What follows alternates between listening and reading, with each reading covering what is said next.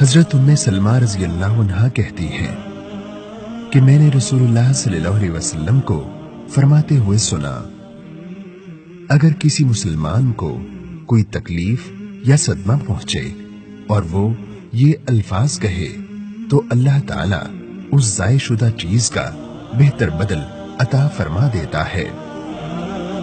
انا للہ و انا الیہ راجعون، اللہم اجرنی فی مصیبتی واخلف لی خیرا منہا۔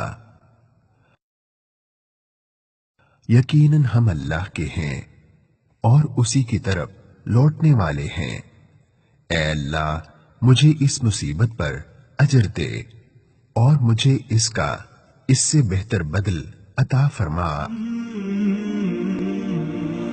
ام سلمہ رضی اللہ عنہا کہتی ہیں کہ جب میرے خاوند ابو سلمہ فوت ہو گئے تو میں نے دل میں کہا، کون سا مسلمان ابو سلمہ رضی اللہ عنہ سے بہتر ہو سکتا ہے؟ وہ پہلا گھرانہ ہے جس نے رسول اللہ صلی اللہ علیہ وسلم کی طرف ہجرت کی۔ میں نے پھر بھی یہ دعا پڑھنی شروع کر دی تو اللہ تعالیٰ نے مجھے رسول اللہ صلی اللہ علیہ وسلم کی صورت میں اس کا بدل عطا فرما دیا۔